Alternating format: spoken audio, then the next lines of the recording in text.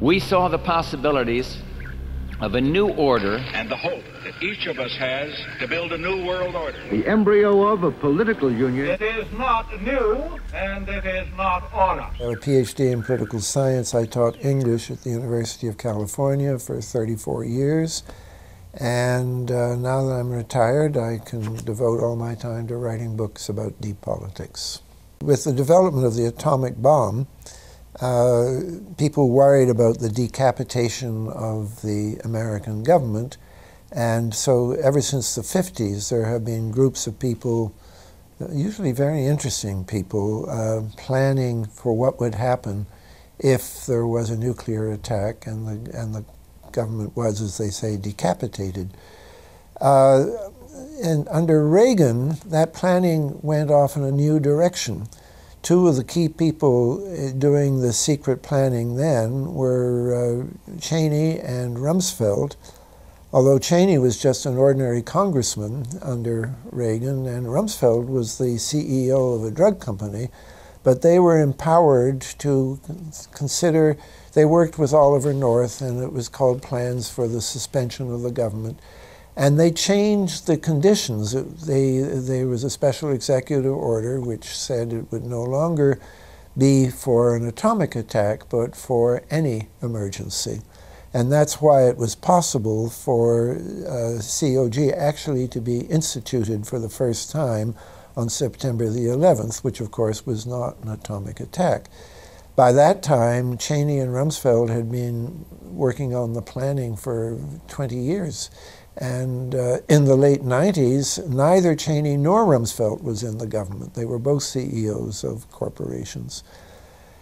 What this means, the only way the best evidence we have about it is to go back to when Oliver North was quizzed about it in the Iran-Contra hearings, and he was asked if he was working on plans to suspend the American Constitution.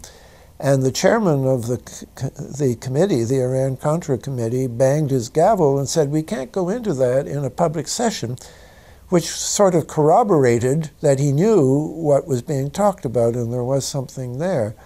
I think that many of the things that are most disturbing that we've seen since 9/11, the end of habeas corpus, warrantless detention, warrantless surveillance, and above all, preparations for martial law. Those are things that were described about this planning back in the 80s, and we've seen them all come to fruition since 9/11. So in my book, The Road to 9/11, I speculate that this is part of the COG plan that was implemented.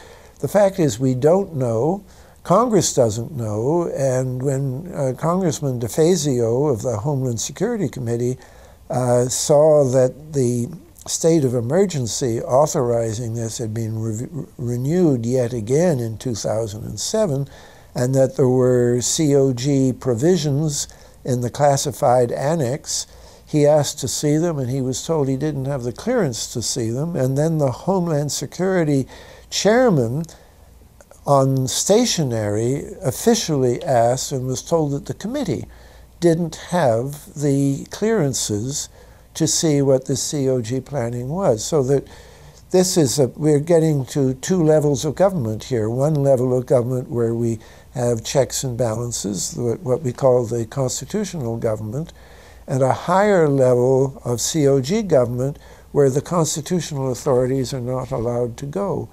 I don't want to get too much into detail, but I think a lot of what we don't understand about what happened on the morning of 9/11 and what Cheney was doing that morning, which is he's given two different versions of, all has to do that he was doing things on a COG phone, which wasn't even in the bunker under the White House, was in a more secure place.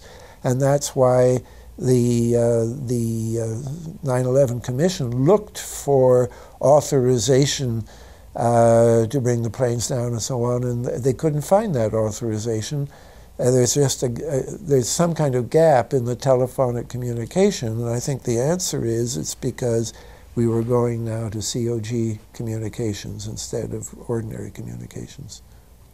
a state of emergency cannot last for more than a year and has to be renewed. And without mentioning the act, Bush did annually renew. And so it was clear when Obama was elected that we were going to find out what Obama would do. And a former Congressman, Dan Hamburg, and myself appealed to Obama, first of all, not to renew it, and also we appealed to Congress to observe another part of the same law that says that if there's any state of emergency is declared, then Congress shall, it's not an option, they're required by law to review it within 6 months and either terminate it or render it official. And we were waiting to see, and unfortunately Obama disappointed us just in September 2009. He then did, for the first time mentioning the act, say that under the terms of the act he was extending the state of emergency for another year. But this is not really a legal state of emergency under the act, because for it to be legal, Congress should have approved it. And it was a terrible disappointment that we asked on the internet, we asked people to write their congressman, make sure Congress did this. And one congressman wrote back and said to his constituent and said, we understand that the provisions of this act have been overridden by, guess what, COG.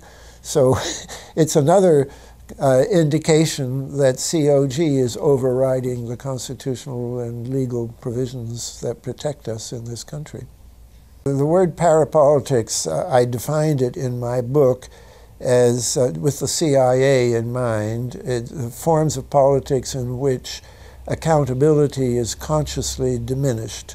Now, the word is caught on. It's being used by all kinds of people, and it's being used slightly differently today, mostly because of what's happened in Colombia. I think now in Colombia you have a government, but you also have these paramilitary forces that are supported by drugs and hire themselves out to landlords to kill peasants who are organizing for their rights or to kill union organizers.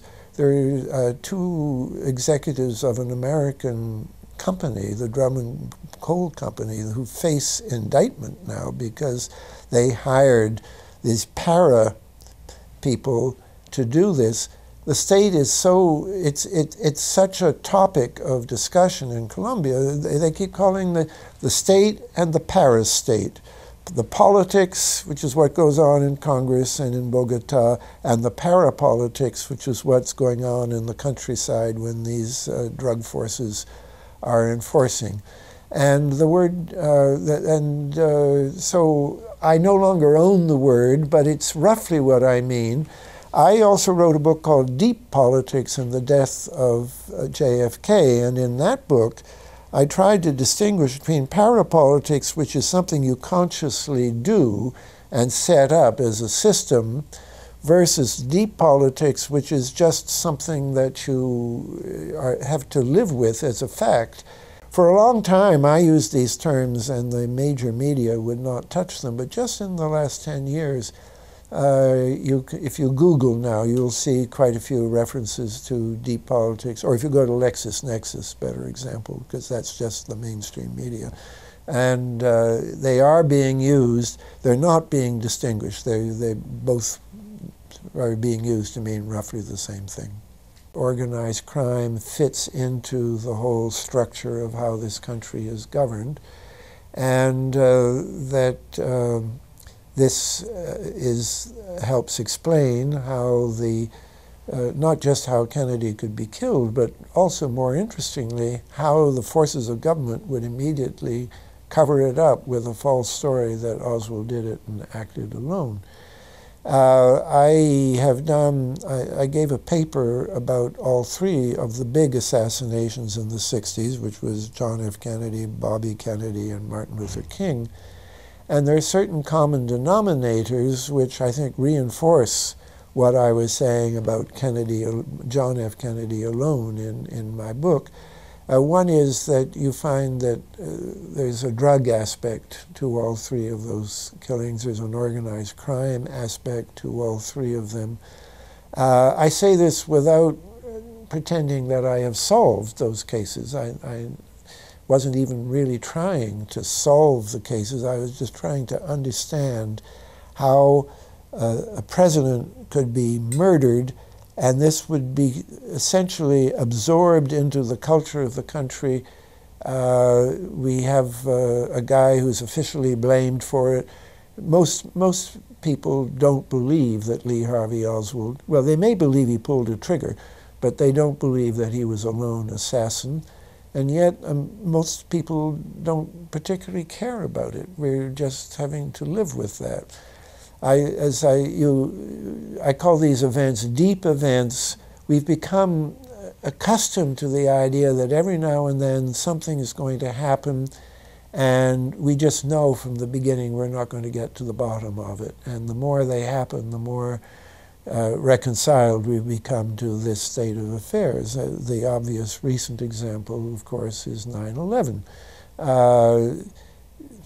Nobody's claiming we've got to the bottom of 9/11. Even the two chairmen of the committee are saying that there was a lot of falsified information given to their commission, and that the CIA didn't, they relied very heavily on information from the CIA, which they weren't able to deal with the raw data, and they now realize that the CIA was covering up to some extent in their interviews. They were relying on data that came from people who had been tortured, which means that on the face of it, it was not very reliable data.